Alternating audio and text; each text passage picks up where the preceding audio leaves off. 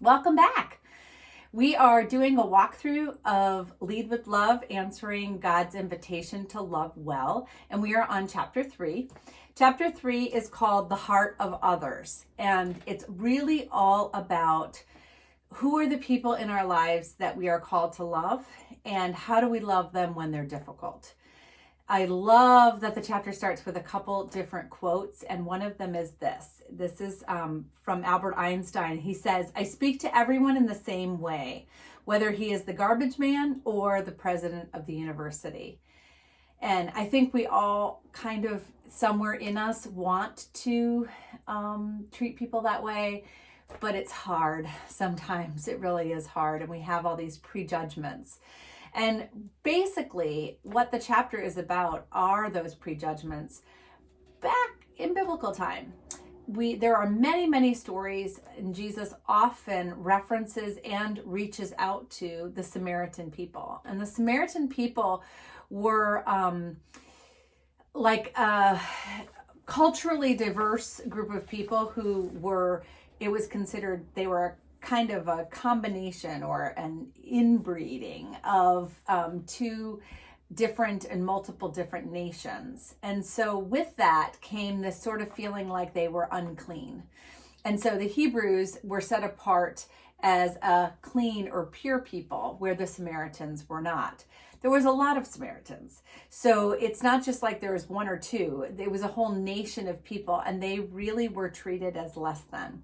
So when you ever stumble upon the phrase Samaritan or stories about Samaritans, you need to understand that they're a group of people there was great prejudice and great discrimination against. There's two stories in chapter 3 that I have sort of highlighted. One is the Good Samaritan, and the other is the Samaritan woman. The Samaritan woman touched by Jesus, and it's a beautiful story. The Good Samaritan is kind of the reverse, in that 3 different individuals walk by a man who has been left for dead on the side of the road. First a priest, then a Levite, and then a Samaritan. And so the priest and the Levite both would have been called to take care of people. However, because of the culture that they, whether it was the Levite tribe or it was the priestly duties of cleanliness, they walked away. They didn't get dirty. Politically, they didn't want to interfere. And then over and above that, the religious just traditions of cleanliness, touching a dead body, touching blood, would have caused an inconvenience, because you would have had to go through some ritual cleaning. So the priest and the Levite both walk by, and then we are left with the Samaritan. The Samaritan, who very well may have been treated very poorly by this gentleman, or whoever this gentleman represents as a group of people. He stops and not only binds up the individual's wounds, he takes him and sets him up, pays his bills, and gets him the medical attention he needs for his whole process of healing. And that story is so powerful, because many times we do the small thing. We might give a kind word, but the actual walking all the way through a challenging situation with someone, especially if that person in some way represents someone who has hurt us, is hard. And that's really what this entire chapter is about. What does it look like? I use an illustration or an illustrative expression that Jill Briscoe used in a talk I heard her do many years ago. She called people that are difficult sandpaper people. And if you think of sandpaper rubbing against your skin, it hurts. And every time you would rub it again, it's going to re-injure that part of you. And there are people in our lives who are just plain difficult, whether they've hurt us or whether their personalities just rub up against us and push all of our buttons. They're hard for us to be patient, kind, and loving and gentle with. And so this chapter, at the end of the chapter, you'll find 3 activities, and they're on page 42, 43, and 44. And they ask you about your heart and those sandpaper people and those injuries.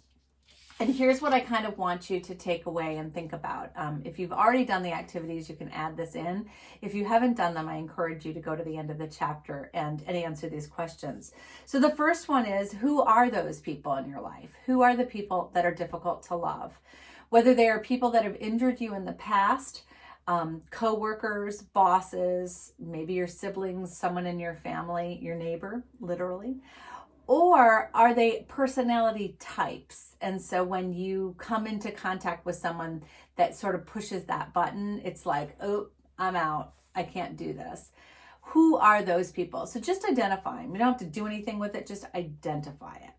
And then the next step is to do a picture of your heart being broken.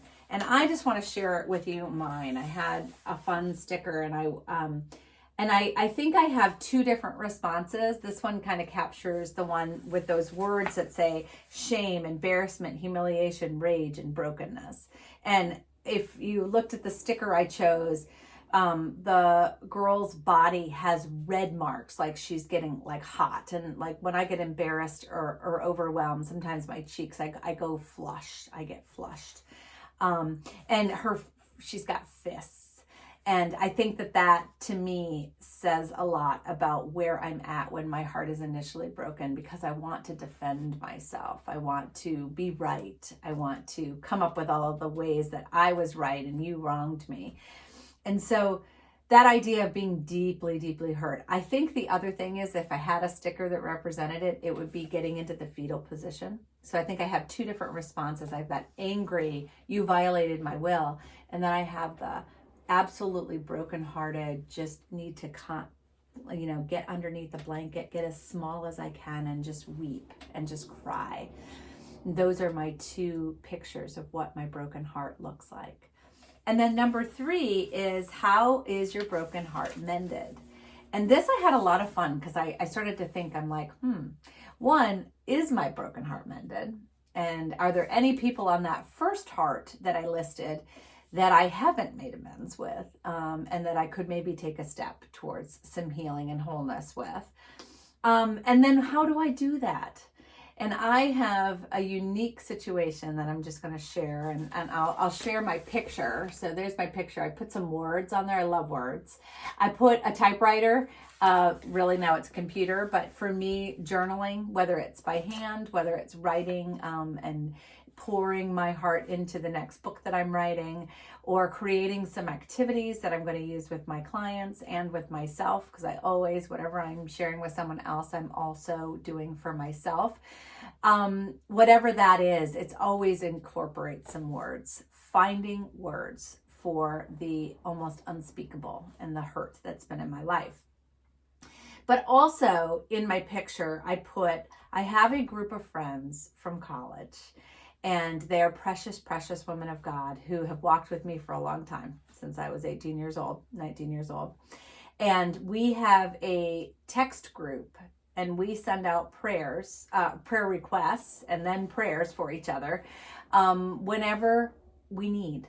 And it's just this real instant, really cool, and especially through COVID, where we haven't been able to see each other face to face, we have that heart connection with each other, so we can just like quick zip that text and say, I need you to pray. I'm going into this meeting and I'm really scared, or this situation's happening with my family. Please pray for me. And many times my friends will actually send a prayer back, and just not just say, I prayed for you, but actually, dear Jesus, I want to lift up Andrea, da, da, da, da, da.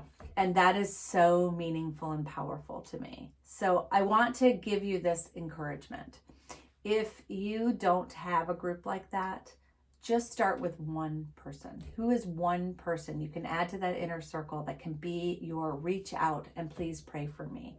I think that the way it's written, it says, create a picture of your broken heart healed by the merciful acts offered to you by someone else. Who are those merciful people in your life? And maybe it's just one. And maybe you need to pray about it. Really seriously consider who that safe person is.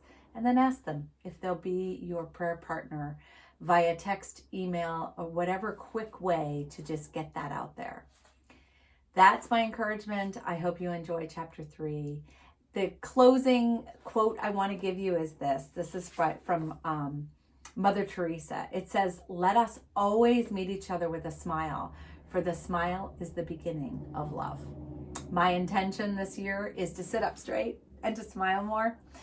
What a beautiful thing. Mother Teresa knew something when she said, "Let us always meet each other with a smile, for the smile is the beginning of love." And God is love.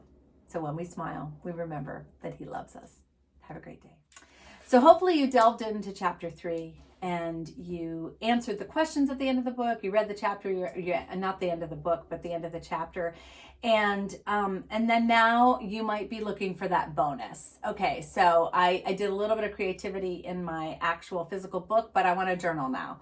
So I want to show you what I did and what has been kind of coming together. I think I shared this last week. I have been adding these scrapbook pages to sort of delineate the chapters of my journal as I journal on each chapter of the book. So I now have 3 because we are up to chapter 3. And I want to show you what I did. And this might look like, oh my gosh, I can't do that. But I'm going to tell you how I did it. Okay, so what I really focused on was this idea of Jesus loving me. Jesus, or God, being love and the embodiment of love. And what does it feel like? And I've spent a lot of time over this last week imagining being held by God. And I discovered that I guess in my controlling personality, I have a hard time being held in that space and really being vulnerable to allow God to love me that way. So it was a very powerful process. But all I did was Google pictures of Jesus with children or Jesus holding people, and tons and tons and tons of images came up. I printed them off and I cut them out and pasted them. Now, this is really kind of cool, and that is a piece of scrapbooking paper that a friend of mine painted, so I did add that. And then I added the words, but I added a ribbon as a bookmark, and then I added a little bit of glitter up there. And literally, it was glitter in a vial. I put my glue stick on and I sprinkled the glitter on. I told you, I'm a hack artist. But I gotta tell you, I have this picture in particular of Jesus holding the woman. It's hard to see because my printer quality wasn't all that great, but Jesus has a tear and the woman has a tear. And I have literally touched the picture in my journal and prayed and said, God, allow me to be that woman. Allow me to be embraced by you. I'm a very visual person and I needed that image. So I encourage you in your journal this week, do a little Googling, find some pictures that really embody the idea of you being embraced by your Heavenly Father. And maybe it's not by him as a person. Maybe it's a picture of flowers or trees or something in nature. Maybe it's a song lyric. Maybe it's color.